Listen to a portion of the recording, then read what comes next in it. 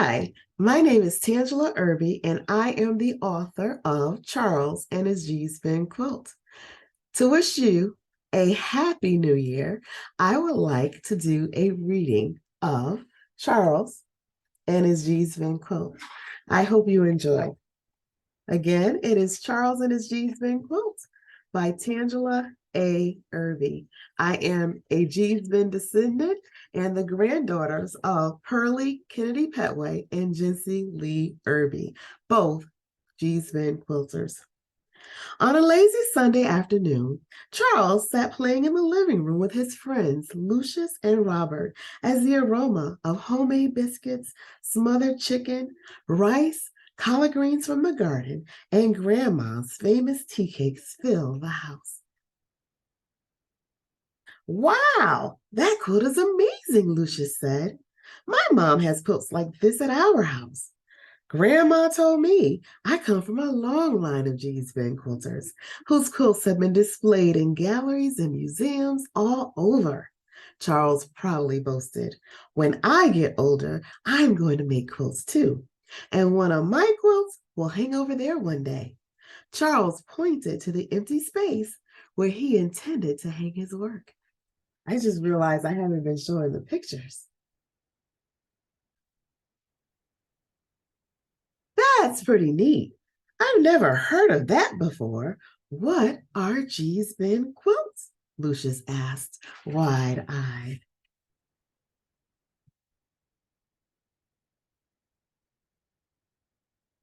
Charles sat up straight with confidence.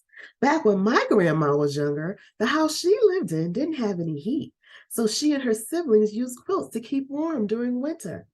The families that lived in G-Spin, Alabama were very large. Some had 10 or more children, so they needed lots of quilts.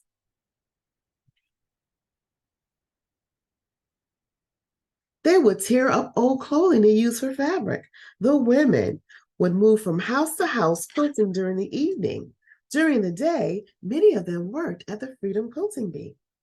They would use sewing machines to piece together the tops, but they quilted them together by hand.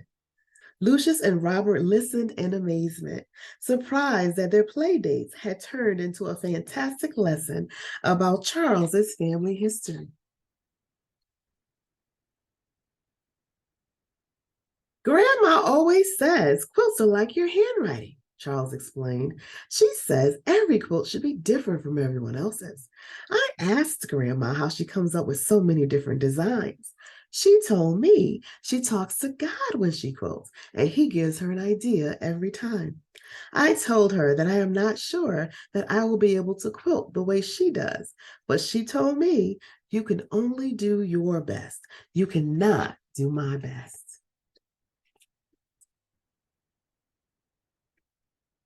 Helping Grandma is exciting. Charles tossed his hands in the air with a warm smile. I get to pick the pieces of fabric that she will use next or thread the tiny needle. Sometimes I thread 3 or 4 so that they will be ready when she needs them. She even lets me fix her sewing machine when it won't work.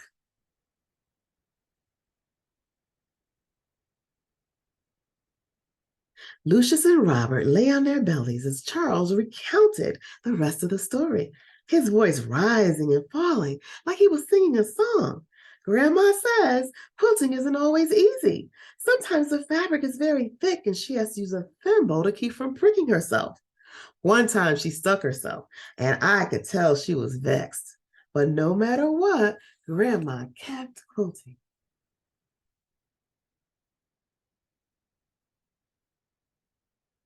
It sounds like your grandma knows what she's doing, Robert said. I bet you can't make one. Yes, I can, Charles blurted in response to Robert's challenge. Since you think you know everything, listen to this.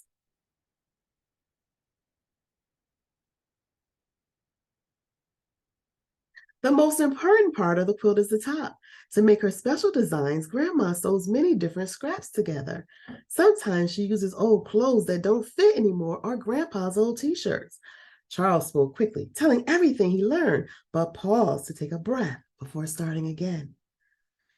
When the top is finished, the rest of the quilt is ready to be stitched together. Did you know that? Charles crossed his arms in satisfaction when Lucius and Robert shook their heads, then went on. The middle layer is called the batting.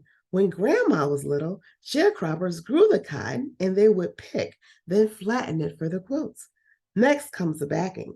Quilters used to use 25-pound flour sacks for the backing, but now we can go to the store to buy everything that we need. Do you have any questions? Charles asked his friends. No, they answered in unison. Good, Charles said. Now, when all the pieces are together, the backing is folded to the front and the quilt is binded together. Some people quilt straight lines, crooked lines, patterns, or designs. Sometimes Grandma follows the designs on the quilt top. Then there are times where she sews puzzle patterns.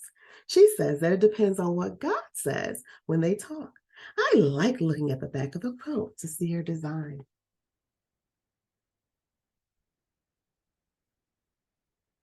Wow, Charles, you are right, Robert exclaimed. You know a lot about quilting. Grandma says that me and my cousins need to learn so that the world will know about our quilts too.